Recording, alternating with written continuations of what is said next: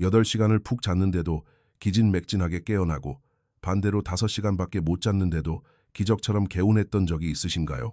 밤새 푹 쉬었는데도 몸이 천근만근 무겁게 느껴지시나요?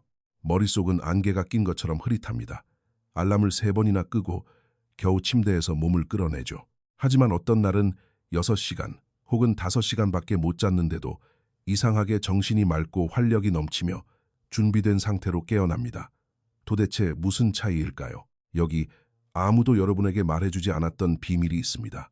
그것은 단지 얼마나 오래 자느냐의 문제가 아닙니다. 핵심은 어떻게 자느냐, 그리고 더 중요한 것은 언제 깨어나느냐입니다. 여러분의 뇌는 단순한 타이머로 작동하지 않습니다. 뇌는 주기를 가지고 작동합니다. 만약 여러분이 그 주기 중 잘못된 시점에 깨어난다면 10시간을 잤더라도 상관없이 기분은 끔찍할 것입니다. 오늘 저는 수면이 실제로 어떻게 작용하는지, 왜 적게 자고도 더 푹 쉰 느낌을 받을 수 있는지, 그리고 다시는 비몽사몽한 상태로 깨어나지 않도록 기상시간을 조절하는 방법을 알려드리겠습니다. 진실은 여러분은 더 오래 잘 필요가 없다는 것입니다. 그저 더 똑똑하게 자야 할 뿐입니다.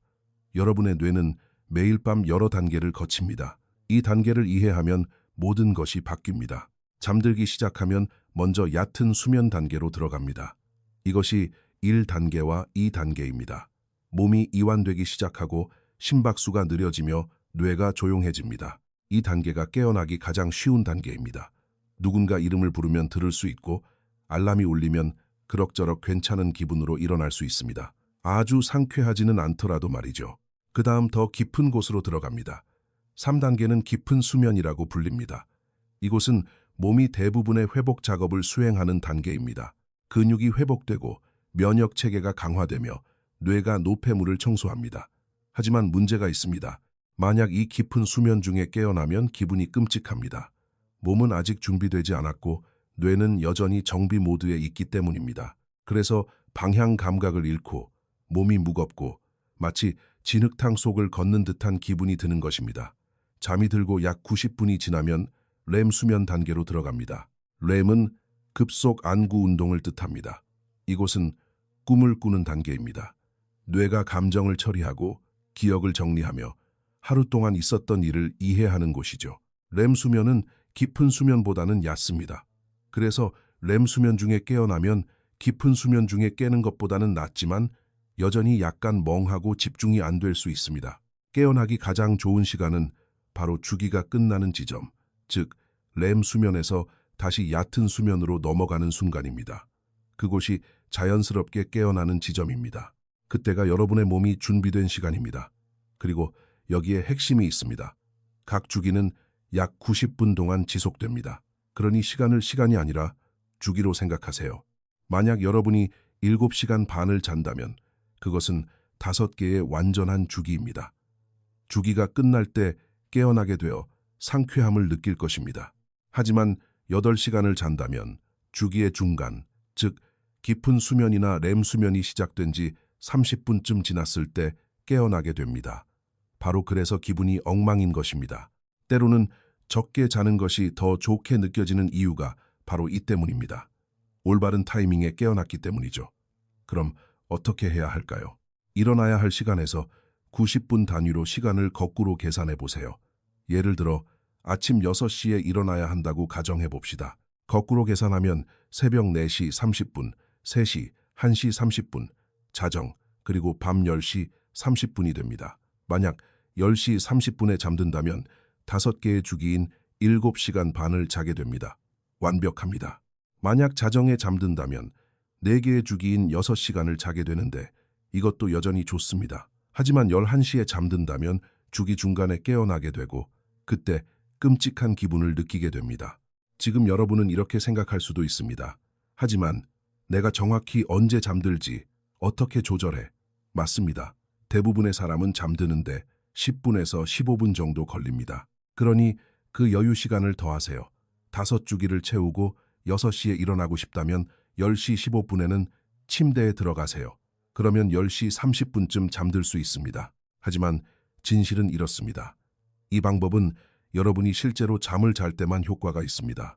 즉, 수면의 질을 파괴하는 모든 것을 제거해야 한다는 뜻입니다. 무엇이 여러분의 휴식을 훔쳐가는지 이야기해 봅시다. 침대에 8시간 동안 누워 있어도 실제로는 4시간 분량의 양질의 수면만 취할 수도 있기 때문입니다. 첫째, 스마트폰입니다. 잠들기 전에 화면을 보고 있다면 뇌에게 깨어 있으라고 말하는 것과 같습니다. 블루라이트는 뇌를 속여 아직 낮이라고 생각하게 만듭니다. 몸은 멜라토닌 생성을 중단합니다. 잠이 들더라도 수면은 얕고 회복력은 떨어집니다. 둘째, 방 환경입니다. 너무 밝거나 너무 덥거나 너무 시끄러우면 몸이 깊은 수면으로 들어갈 수 없습니다. 밤새 얕은 수면 단계에 머물게 됩니다. 엄밀히 말하면 자고 있지만 뇌는 쉬지 못하는 것입니다. 셋째, 카페인입니다. 오후 2시 이후에 커피를 마시면 잠자리에 들 때까지 카페인이 체내에 남아 있습니다. 잠은 들 수 있겠지만 깊은 수면 시간은 절반으로 줄어듭니다. 몸이 완전히 회복되지 못했기 때문에 피곤한 상태로 깨어납니다. 넷째, 알코올입니다. 사람들은 술이 잠드는 데 도움이 된다고 생각하고 실제로 기절하듯 잠들게 하지만 알코올은 렘 수면을 파괴합니다. 밤새 얕은 수면이나 깊은 수면만 오가며 뇌가 감정과 기억을 처리하는 단계를 건너뛰게 됩니다. 그래서 깨어났을 때 기분이 좋지 않고 불안하며 집중하지 못하게 됩니다. 다섯째, 스트레스입니다.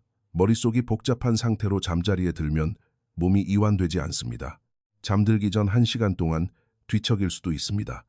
잠이 들어도 계속해서 깨어나게 됩니다. 수면이 조각나고 끊어집니다. 그러니 상쾌하게 일어나고 싶다면 이 방해 요소들을 제거해야 합니다. 그리고 이것은 잠들기 몇 시간 전부터 시작됩니다. 여기 그 시스템이 있습니다. 잠들기 2시간 전 조명을 어둡게 하세요. 뇌가 멜라토닌을 생성하려면 어둠이 필요합니다. 방이 밝으면 몸은 아직 낮이라고 생각합니다. 잠들기 1시간 전 모든 화면을 끄세요. 스마트폰, 텔레비전, 노트북 모두 안 됩니다. 책을 읽거나 스트레칭을 하거나 일기를 쓰세요. 뇌가 쉴 준비를 하게 하세요. 잠들기 30분 전 방 온도를 낮추세요. 잠이 들려면 체온이 떨어져야 합니다.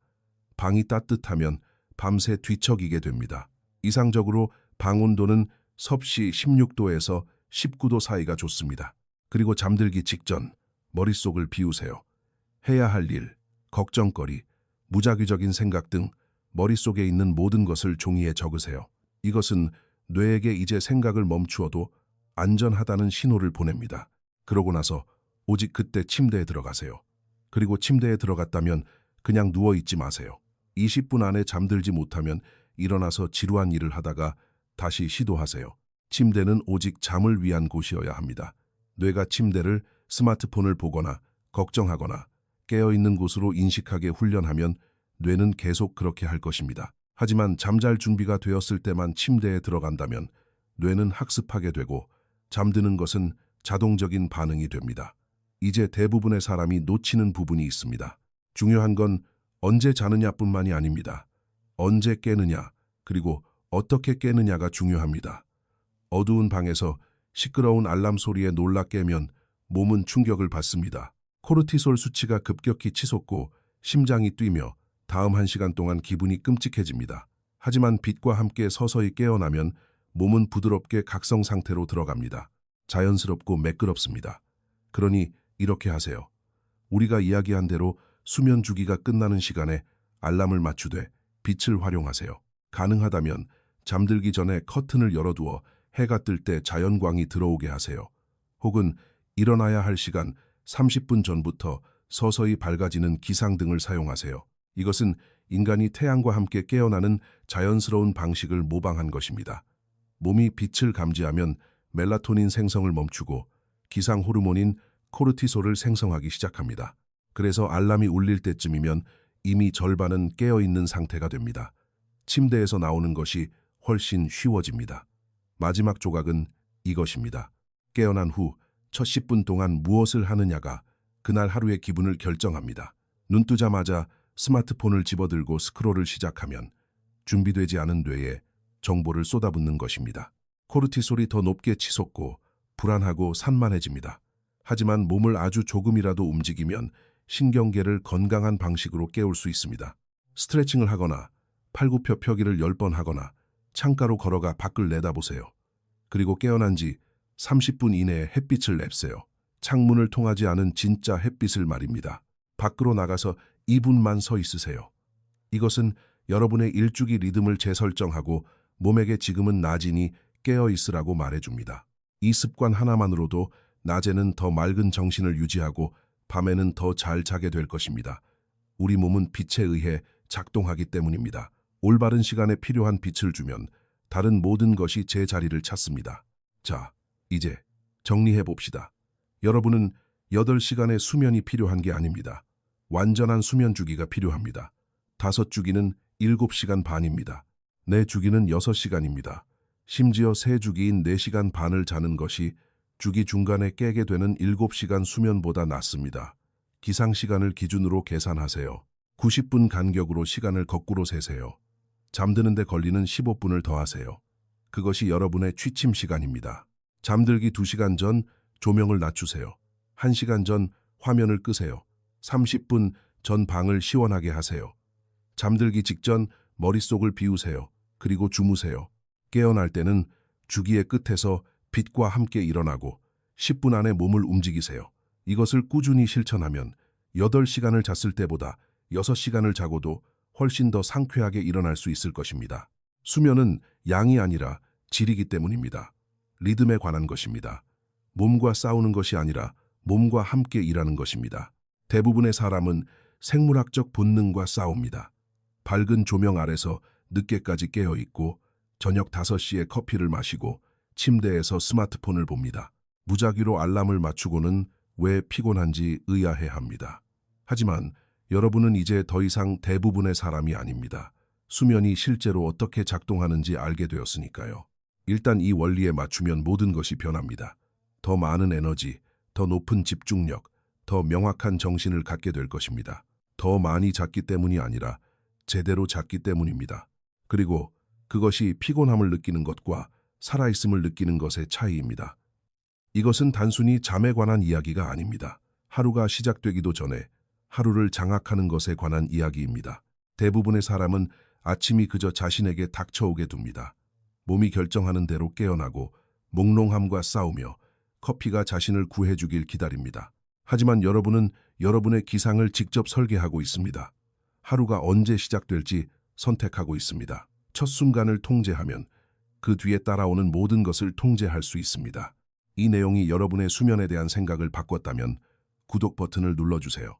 피곤한 것과 살아있음을 느끼는 것의 차이는 침대에서 더 많은 시간을 보내는 것이 아니라 언제 침대에서 나와야 할지 아는 것에 있기 때문입니다.